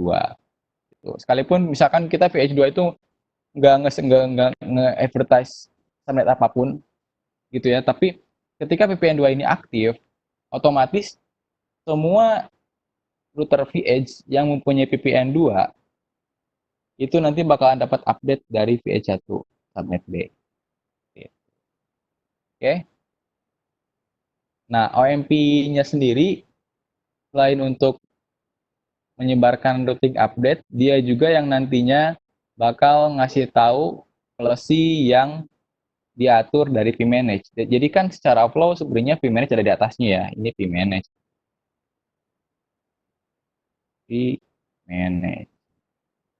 Jadi ketika ada policy yang dipasang di vManage, itu nanti didaftarkan, diinjek ke Vsmart. Nah, di si Vsmart nanti yang bakal tentuin ini mau dikasih kemana aja, ke router mana aja, gitu kan? Atau nantinya ini tuh mau lewat VPN berapa? Nah, nanti si Vsmart nih yang mikirnya mau kemana-mananya. Si VH cuma tinggal nerima doang, gitu. Nah, terkait yang tadi, kan sudah kelihatan nih kalau Vsmart ini fungsinya ini emang cuma sebagai control plane ya, fungsi mikirnya doang. Sementara CPS ini cuma nerima sama ngirim routing update doang, gitu kan. Jadi di sini sebenarnya kekuatan si SD-WAN-nya. Ya, VS berarti gabut ya, cuma nerima-nerima doang ya dia. Prosesnya enggak, Betul. mikirnya enggak. Kaum rebahan dia, kaum rebahan. Oke, lanjut. Oke. Yang lain adalah pertanyaan. Oke. Kalau nggak ada, ini itu tadi slide terakhir ya. Jadi untuk pengenalan mengenai SD-WAN di pertemuan satu kita kali ini sudah selesai. Kira-kira itu yang bisa saya sampaikan. Silakan kalau misalkan nanti ada pertanyaan atau misalkan ada saran, masukan, kritik dari teman-teman semua, bisa langsung aja gitu ya. Oke, kira-kira nyampe sini saya, nyampe sini aja presentasi pada pertemuan satu kita kali ini. Sekian. Assalamualaikum warahmatullahi wabarakatuh. Silakan Gimana? Pak Danu. Dari terima kasih Mas Mahrus atas waktunya. Ini ada pertanyaan yang lain? Tanyakan apa? Tanyakan kuaci. Ada kuaci rebo dengan berbagai rasa. Ada rasa susu, original, teh. Sekarang ada rasa baru loh.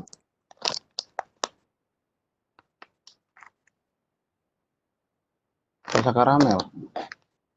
Ya, gimana? Oh, Mas Mahrus, ada yang pertanyaan untuk slide-nya? Ada pertanyaan tuh, slide PDF bisa share. Oke.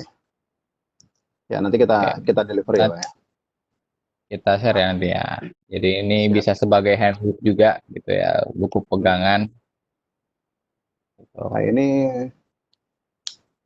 ya nanti bisa lanjut kalau misalnya di sini udah nggak ada pertanyaan, nanti kita bisa lanjut ke Telegram ya. Kita bisa diskusi lanjut Telegram. Gini, cara bermain kita adalah kita berharap di dalam materi ini itu semuanya memahami pertemuan satu.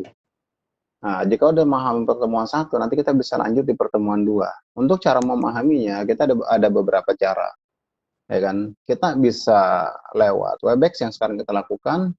Yang kedua, kita bisa melakukan lewat Telegram. Nah, Telegram nanti kita bisa diskusi di situ. Overall, kapan aja waktunya, silakan aja, ya kan? Nanti pada saat kita bisa membalas rada idle, ya kan? Nanti kita akan diskusi di situ. Nah, mungkin nanti dari Mas Marus bisa memberikan link atau memberikan video-video yang lain yang kira-kira yang berkaitan dengan pertanyaannya, ya, agar nanti bisa memahami peserta kita ini agar bisa Paling memahami nanti tentang pertemuan satu. setelah ini kita ada post test untuk pertemuan satu ya. Boleh. Nah, nanti kita bisa lihat dari situ, kita bisa lihat, ya kan? Atau kalau misalnya memungkinkan kita dibuat Coolgram, kita juga nggak ada masalah. Karena poin kita adalah gimana caranya peserta ini bisa memahami materi SD1 ini. Gitu. Ya. Feel free aja ya. Oke. Oke, ada pertanyaan lagi yang lain? Aman? Oke, karena nggak ada lagi pertanyaannya, nanti kita akan kasih slide-nya di Telegram ya. Terima kasih atas waktunya. Aku akhiri sampai sini. Fix nggak ada pertanyaan. Ya, terima kasih, kita akhiri. Wabillahi taufiq wal hidayah. Wassalamualaikum warahmatullahi wabarakatuh. Waalaikumsalam.